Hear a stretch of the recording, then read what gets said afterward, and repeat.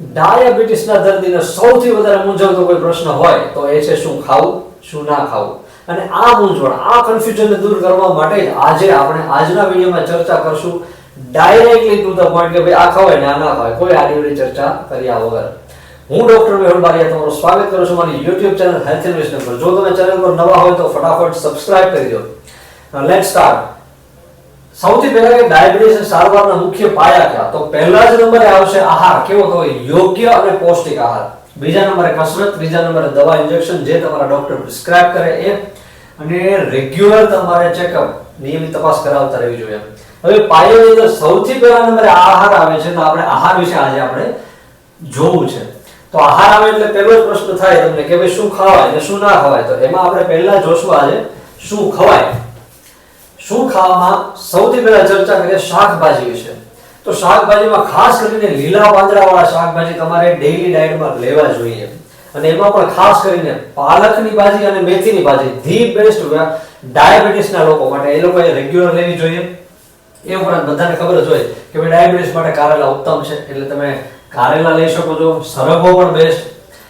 ટમેટા, ગાજર, કાકડી, કોબી, મૂળા, લીંબુ આ બધા તમારે ડેઈલી ડાયટમાં સલાડની અંદર લઈ શકાય.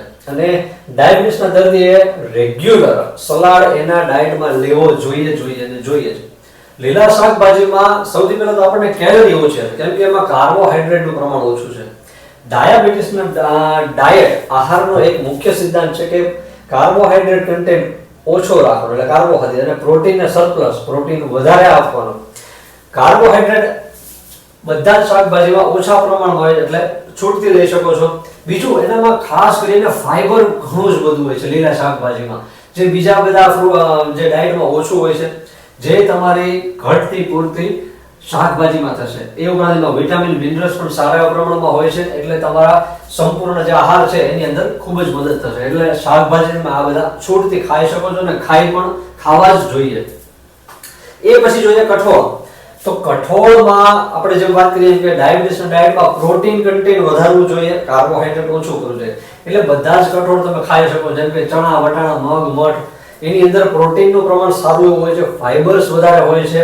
એ ઉપરાંત તમે દાળ લઈ શકો છો. દાળમાં પણ ચણા દાળ, અડદની દાળ, મસૂરની દાળ આ બધા પ્રોટીન કન્ટેન્ટ તમારું પૂરું કરશે, ફાઈબર સારું એવું આપશે અને કાર્બોહાઈડ્રેટ ઓછા પ્રમાણમાં.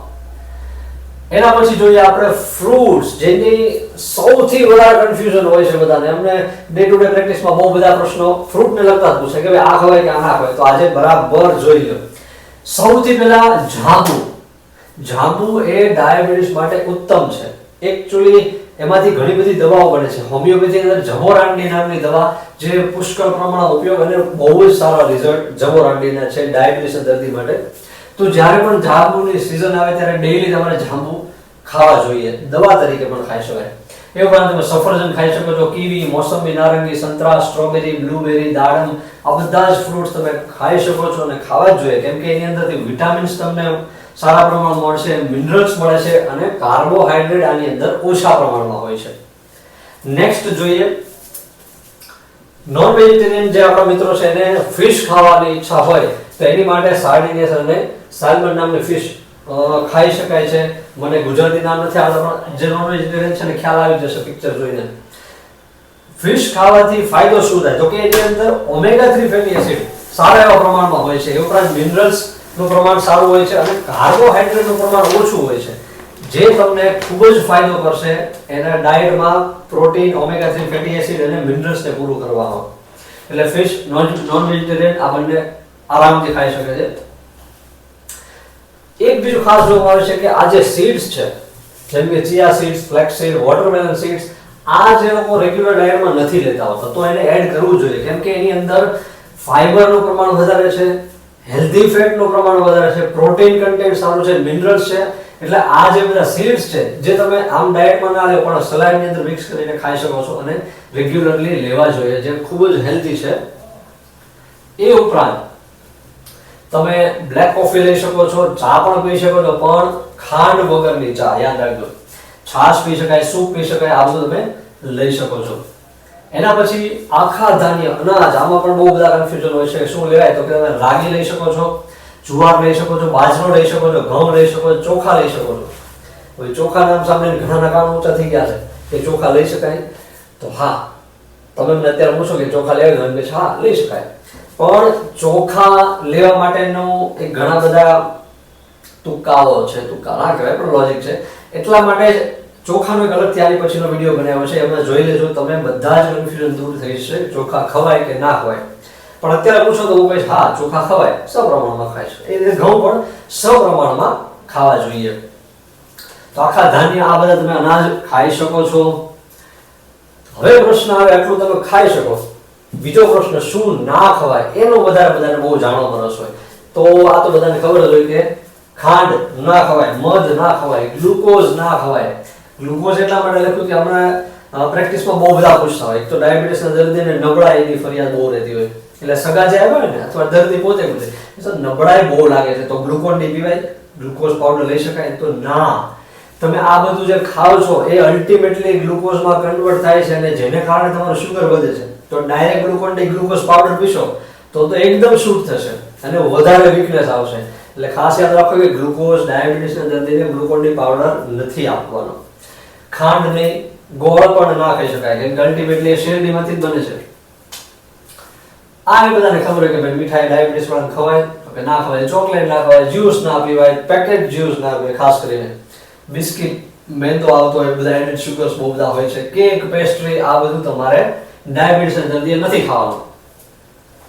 આલ્કોહોલ ના પીવાય, કોલ્ડ ડ્રિંક્સ ના પીવાય, કોલ્ડ ડ્રિંકમાં પુષ્કળ માત્રામાં શુગર કન્ટેન્ટ હોય છે જે કોઈ વાંચતું નથી, પણ કોલ્ડ ડ્રિંક ડાયાબિટીસ વાળાએ નથી પીવાના, આલ્કોહોલ નથી લેવાનો.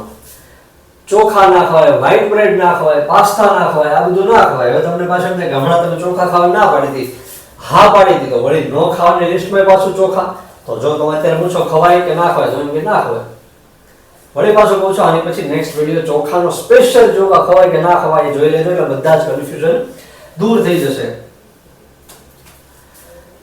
એ ઉપરાંત શક્કરિયા ના ખવાય, બટેટા એટલે કંદમૂળ, આ બંનેની અંદર પુષ્કળ પ્રમાણમાં કાર્બોહાઈડ્રેટ હોય છે અને આપણા ડાયટની અંદર કાર્બોહાઈડ્રેટ કન્ટેન્ટ ઘટાડવાનું છે, પ્રોટીન વધારવાનું છે, એટલા માટે થઈને શક્કરિયા બટેટાને ના ખવાય. હું એમ કહું છું ના ખાવાની નથી કહેતો, પણ લિમિટમાં ખાઓ, ઓછું ખાઓ. અને જો તમે આ જે બટેટા ખાતા હો તો એની સાથે જે બીજું કાર્બોહાઈડ્રેટ છે તો એને ઘટાડવું પડે, એક બેલેન્સ કરવું પડતું હોય છે. આ ઉપરાંત પ્રોસેસ્ડ મીટ, આજકાલ જે માંસ, રેડ મીટ, જે લાલ કલરના માંસ આવતા એ ના ખાવા જોઈએ. અને આજકાલ પ્રોસેસ એટલે કે જે પેકેજની અંદર માંસ આવતા હોય છે, મીટ આવતું હોય છે, તો એકચ્યુઅલી ના ખાવું જોઈએ. એ બહુ બધા પ્રિઝર્વેટિવ્સ ને ઘણું બધું હોય છે, એટલા માટે થઈને આપણે એ અવોઇડ કરવું જોઈએ. ફ્રૂટ્સ કયા ના ખવાય, વળી પાછું બધાને ગમતો ટોપિક પ્રશ્ન, તો કે ભાઈ સીતાફળ ન ખવાય, શેરડી ક્યાંથી ખવાય, કે ખાંડ ને ગોળ બધું શેરડીમાંથી જ બને છે એટલે શેરડી તો નથી જ ખાવાની. કેરી ન ખવાય, દ્રાક્ષ ના ખવાય, કેળા ન ખવાય, આ બધાની અંદર કાર્બોહાઈડ્રેટ કન્ટેન્ટ પુષ્કળ હોય છે. પણ કેરીનું નામ સાંભળીને બધાના મૂડ ભરી જાય કે અરે યાર કેરી ના ખવાય. તો જો મારા દર્દીને હું જનરલી ના નથી પાડતો, પણ એ ઘણા બધા ફેક્ટર ડિપેન્ડ કરે છે કે ભાઈ તમારું શુગર લેવલ કેટલું છે, તમને કેરી કેટલું રિસ્પોન્ડ કરે છે, કે શુગર બહુ વધારે છે, ઘટાડે છે, અથવા તમારે ખાવું છે તો એની સાથે બીજું શું એડ કરો છો, બીજું શું ઘટાડો છો. આ એક વિષય ડાયટિશિયનનો છે, અથવા તમારા ડોક્ટરની સલાહ લઈ શકો છો કે ભાઈ શું ખાવું, એટલે તમને આખો વ્યવસ્થિત ચાર્ટ તૈયાર કરશે અને છૂટ આપશે 100% કેરીની.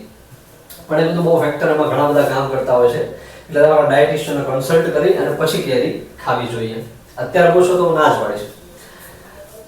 ડોન્ટ ટ્રસ્ટ બ્લાઇન્ડલી ઓન, કે આપણા માર્કેટમાં આજકાલ બહુ બધું આવું આવતું હોય છે, તો એ બધામાં બહુ નહીં પડવાનું. આવું બધું લખેલું તમને જોવા મળશે, diabetes friendly, sugar free, diet friendly, fat free, high fibre content વાળું બધું, પણ એ બધામાં પ્રિઝર્વેટિવ્સ થી માંડીને ઘણું બધું એડેડ બધું કરેલું હોય, એડિડ શુગર્સ હોય છે, જે કન્ટેન્ટ તમે વાંચતા નથી.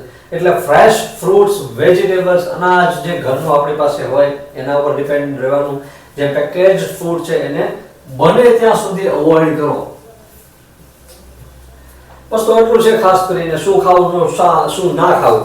આશા રાખું છું કે તમારું કન્ફ્યુઝન અહીંયા દૂર થયું છે, વિડીયો તમને હેલ્પફુલ થયો હશે. જો તમને વિડીયો ગમ્યો તો વિડીયોને લાઈક કરો અને તમારા રિલેટિવ્સને, કોઈને મિત્રોને ડાયાબિટીસ હોય તો આ વિડીયોને શેર કરો, જેથી કરીને એને એના કન્ફ્યુઝન દૂર થઈ અને હેલ્પ થઈ શકે.